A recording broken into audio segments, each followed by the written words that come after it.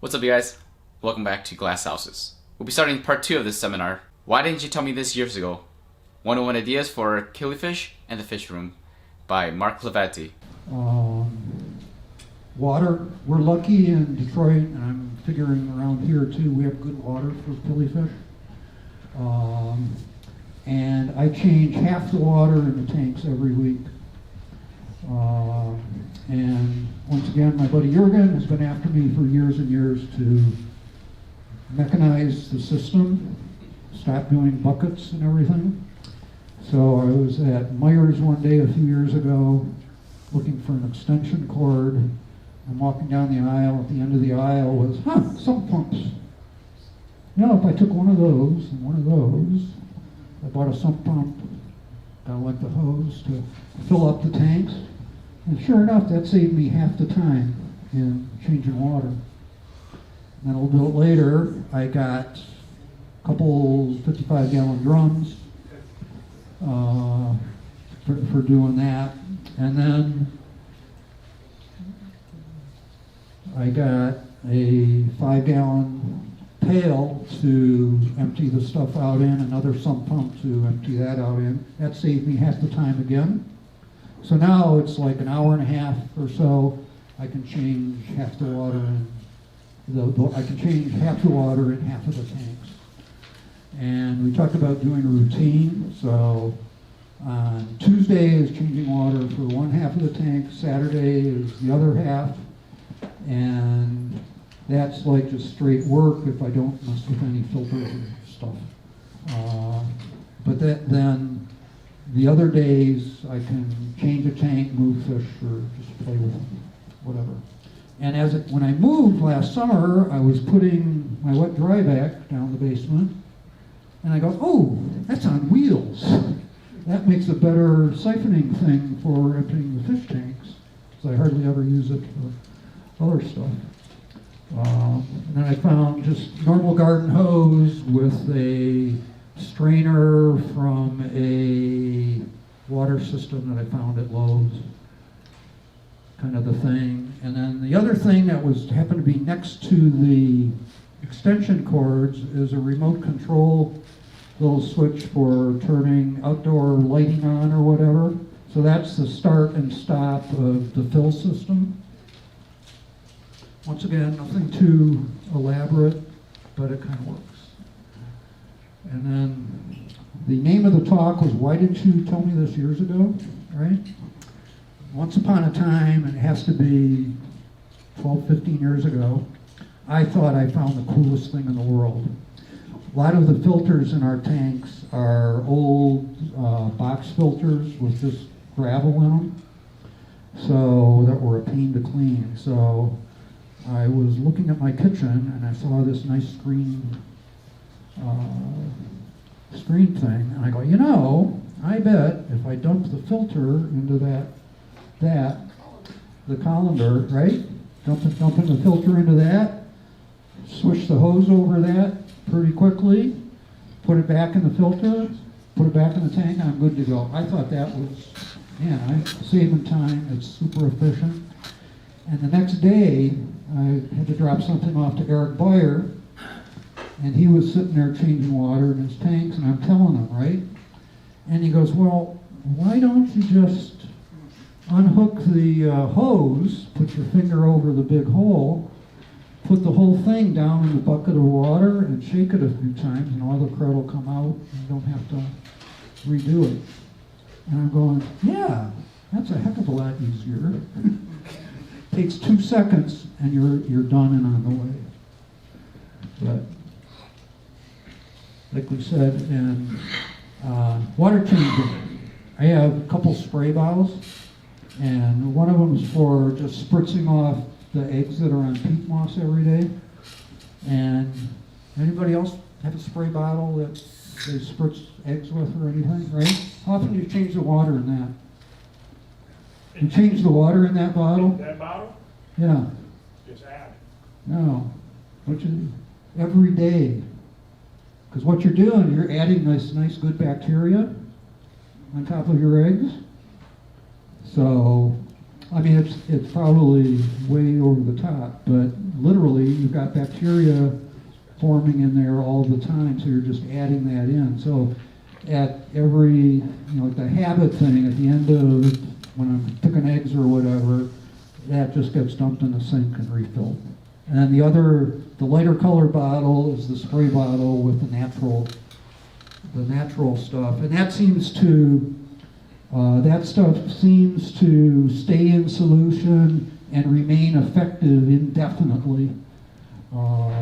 At least because it seems like it takes a month or so for me to empty out that whatever it is, a quart container of it. And literally, the amount that goes into a quart container is like, I forget their measure of it, but it's like the tip of a teaspoonful. And anybody ever have any fish that got sick? Ick, velvet, whatever. Hardly ever does anything go wrong with killifish. It seems like and I basically deal with aphysinians, some epiplades. I don't have the patience to wait for Notho eggs or South American eggs to hatch over time. But every once in a while, a fish will get ick. And probably 3 or 4 years ago, I had some fish that got ick. And so I treated them with stuff. And then the next day I looked at it, and all the fish in that tank had ick. And the next day, they were all dead. And I'm going, well, that's odd. That doesn't happen very often. And a couple weeks later, it happened to another tank, not close to those guys. And then it happened to another one, and another one.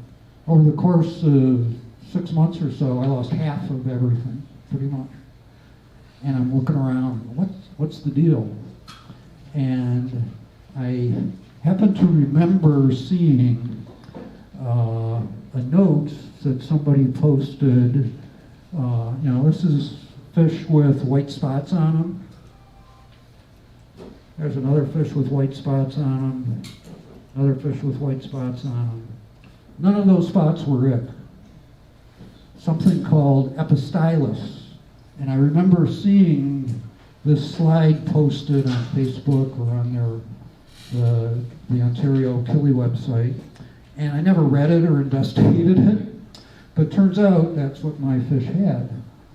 And epistylus is a secondary bacterial infestation where the fish has a bacterial disease, and this epistylus organism that is, I'm not a biologist, scientific at all, but it's somewhat related in the paramecium family and that kind of a thing.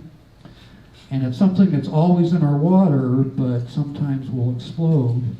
And the epistylus organism is what you see in those white spots. And it is extremely deadly. I mean, it would just keep appearing here and there after nothing around. But, and that's what it looks like under the microscope. And there is when you know that it's something different, there is a difference you can see. That the epistylus is kind of sometimes blotchy, but the biggest difference is that the epistylus will mainly start attacking them around the head area, where it seems to always hit people's fins more than anywhere else. And the good news about it is Marison 2 saves the day.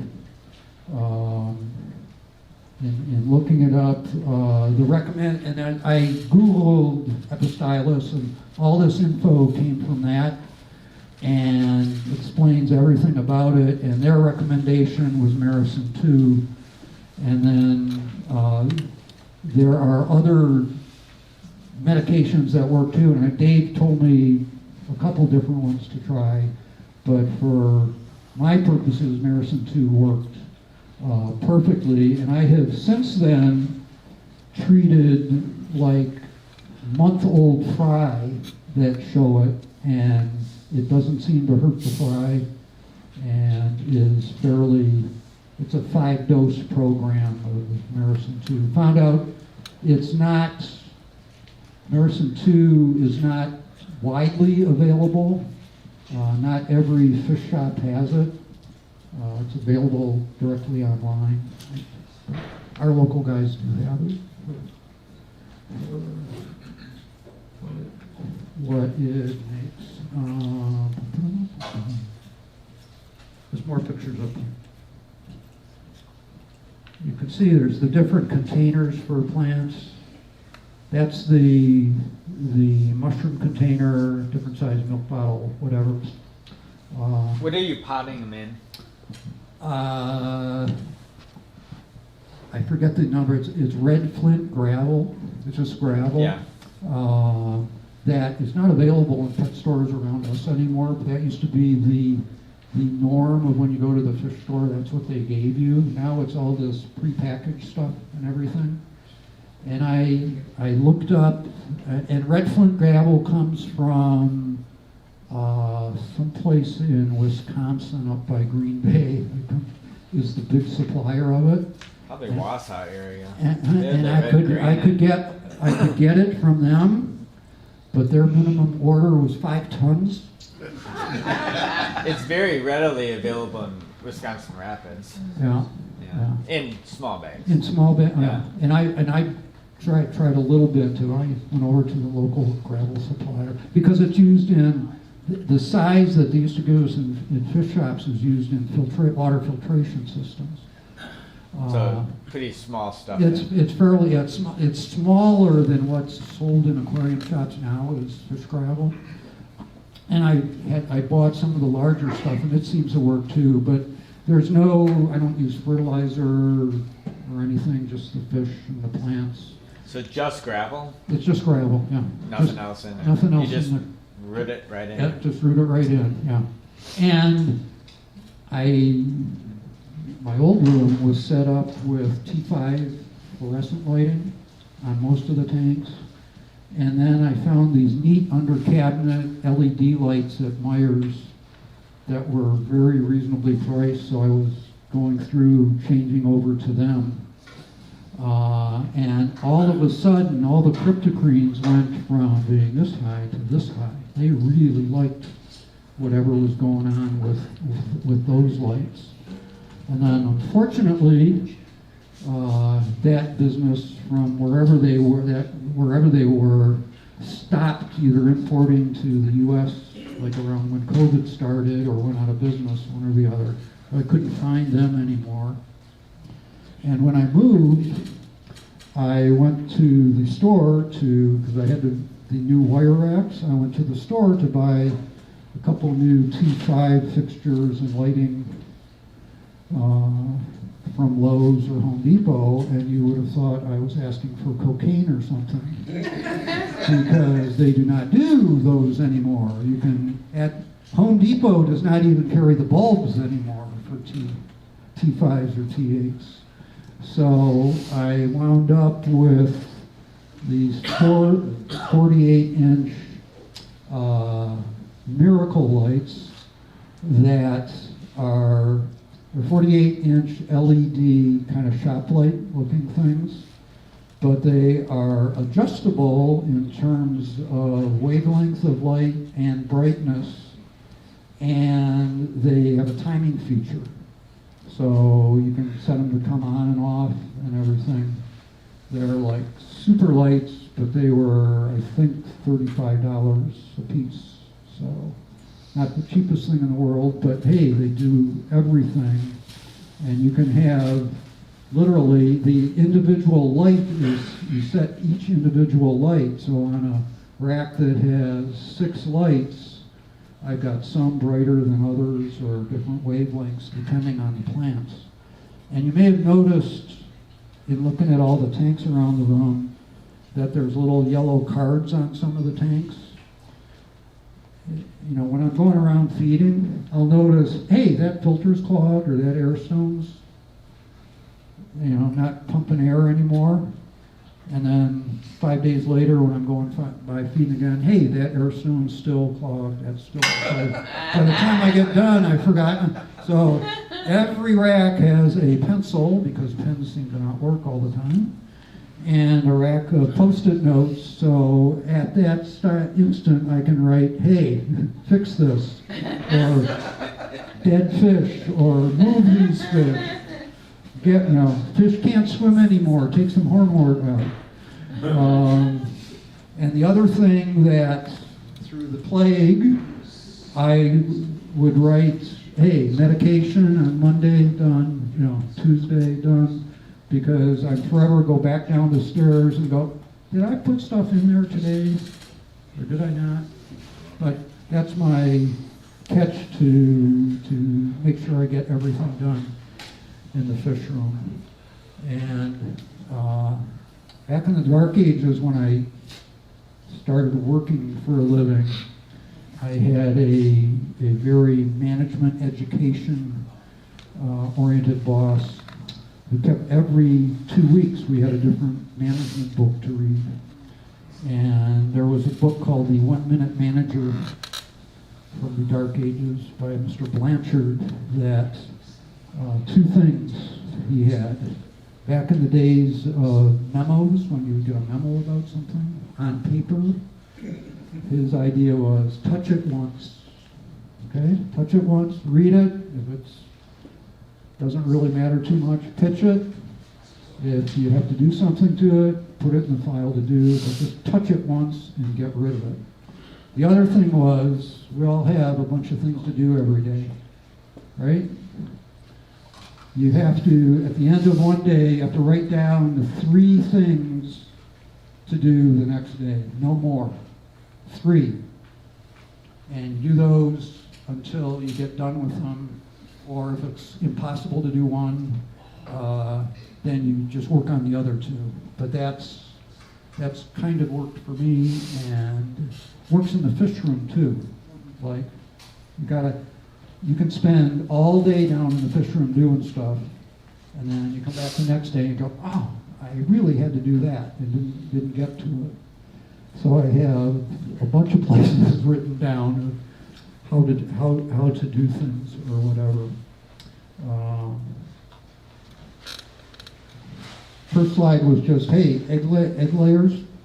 And I mentioned I pick eggs and put them on peat. And I forget where I first started doing that, but it seems to work. I don't know why it works for some people and not other people, but to me, and once again, I'm not looking to do a million fish. I'm just looking to do a dozen, 15 eggs to get them going. And I collect eggs, put them on the peat, mark down the date, and 20 days later, I dump all of that mess into water. And the advantage to me is the next morning, I can tell if it's infertile, it's bright white, I can pick it off, right? And after a couple days, not much goes wrong ever with the eggs, as long as they stay moist.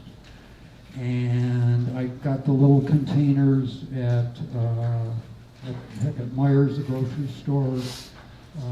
Anywhere has different size ones that you can write on or whatever. And the other advantage versus water, in water, every time I did water, one of the eggs would go bad and figure, hey, if I'm bad, I'm going to make all the other eggs bad too. So it would migrate over and grab the other eggs. And now I've got just a glob of stuff. So it's one of the things that worked for me. And in the hobby, a lot of the fish I have, I got from trading eggs or getting eggs from somebody else, which it's really easy to send eggs through the mail, through the little containers on the side of it, and it can go through the mail. They're tougher than the fish, no problem. And rather than having a pair of fish that you want to breed and you buy in the auction and one jumps out or whatever, you're likely to get 3 or 4 pair out of a dozen eggs. And what you've done is you've established the fish in yours. And those are, I tried to collect eggs to bring here, and the fish were not cooperative. Because October is, our fish are seasonal, and you can never tell what season they're really in. But October, now that I look back, is not a good month for a lot of them. So, and I was talking with a couple people earlier on, is I do not have great patience to pick eggs. So, and the fish can produce more eggs than I can house in tanks. So what I'll do is, after I feed in the morning, I'll pick the eggs, and I'll pick every day until I get however many eggs I'm looking for. Sometimes it's one day for like all of the elegant species. The day after you change water, there's 20 or 30 eggs. Other fish, you change water, there's no eggs for 3 or 4 days. But so I'll pick maybe 3, maybe 4 mops a day. And it's the same mops for, say, a week. And then that neatly moves into a row of 4 of the containers that I have that eventually moves into 4 other bigger containers in the ring. And I mentioned that all of our fish are something different. And when you read in the journals or books of this guy bred these and here's how he does it, he goes, my fish didn't read that book. They're in a different wavelength from things. And you got to remember that anybody that writes an article or I tell you how this is how I do it, that's this pair of fish did it that way. Not all fish of the same species are going to act alike. And to illustrate that, I tried to breed Rivulus ophidius for years and years and years, and would get a fry every couple months. And one day I noticed in the AKA newsletter, Gary Greenwood had them listed. So I called Gary up, and I said, I'm going to try one more time. Got rid of my pair, and I ordered, said, hey, send me a couple pair. So Gary, being Gary, I think he hung up the phone, grabbed the fish, and went to the post office. So I figured I have time to set up a nice tank, do it perfectly for them. Well, they appeared literally almost the next day. So I wasn't quite ready, so I grabbed some drum bowls, put a pair in each of them, and set them in my washing machine until I got their tank ready. And one thing led to another, and I didn't get to it right away. And 4 or 5 days later, I looked in the mop, and there's a bunch of eggs in each of the mops, right? More than I've had ever. So those drum bowls stayed on that washing machine for a good year and a half. But since then, I have tried them. So the question there, Mark. Yeah. Do you do laundry? Huh? I have to move those out of the way to do it. And I'm going to see if I can. Come on, why? That's odd. Well, some of these were supposed to be little videos, but it's not working on this computer. It's a common problem. Is it? Oh, Yeah. okay. Anyway, that's a picture of some Rivulus ophidius in a group of adults in a 10-gallon tank that has that African fern and a whole herd of other plants in there. And I was feeding them one day, and there's a half a dozen of the adult Rivuluses, ophidius, in the mushing around in the roots of the African fern. They're spawning there. Wait a minute. You guys are Rivulus. You're supposed to be at the top of the mop. Every single other egg I've gotten from is meshed into the top of the mop or anything. And I go, holy, what's going on? So I go, huh. So I went and got a mop, bottom mop, put it underneath the plant, and the next day there's like 20 eggs there. So I go, that's just strange. But ever since then, I've got just a normal mop and then a bottom mop underneath it, and there's eggs in both places. So you never know what the fish are going to do. But that was for Oribulus and the Zophidius, that was just, after like 10 years of not seeing eggs anywhere else, that just hit me as odd. And that's not in there. Anybody fish here? Like carp fish, bass fish? The old tale about if a storm's coming, the fish don't bite or they will bite or whatever, right? Well, that's supposed to be a storm cloud. That there are different things that will cause our fish to breed, right? Whatever. And there are different things that will stop our fish from breeding. Like if you change the water, some fish like that will go to town. Other fish, you feed whiteworms, the next day you got a ton of eggs. Some fish, if you, in my house, if I change the water, feed whiteworms, do something else, and it happens to be starting to rain or the storm front's coming through for rain the next day, there are absolutely no eggs from anybody in the whole room. So whatever is going on there is strange to me.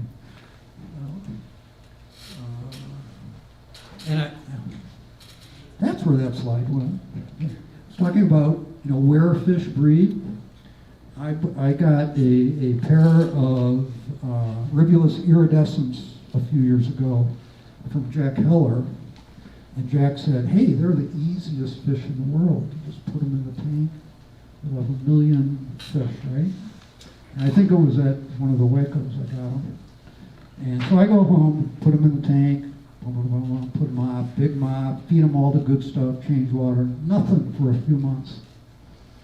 So Jack said, so I called Jack and I go, Jack, I got like nothing. Well, maybe it was like I saw him at the Michiana show a few months later. And he goes, huh.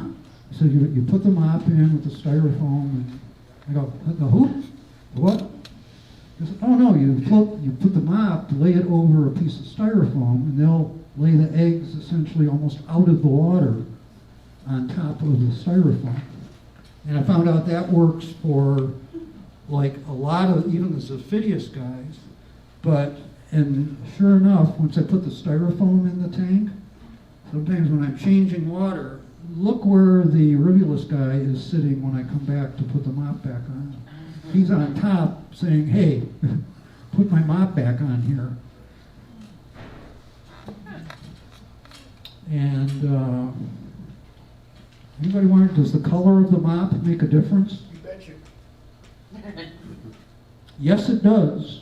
But I have no clue what the difference is or how you do. Some colors work, some colors don't. Sometimes they do, sometimes they don't. There doesn't seem to be any, and there is, but I have no clue what the system is. Ron. Sometimes you think it's the color, but it's the composition of the yarn. Yeah. I think. Yeah, it's that, or I had the thing that got me on that was I had 2 pair of Ogoense 8024s, and they were in 5-gallon tanks right next to each other, right? One pair I'm getting a ton of eggs, the other pair nothing, right? So and one had the dark green, one had the light green. Same brand and everything, but one's dark, one's light. And I go, huh, they must like the lighter color better than the darker color. So I switched the mops. Nope. They did not, the same fish kept producing more eggs, right? So I go, okay. So I switched the tanks, and the fish that weren't producing eggs now were producing eggs.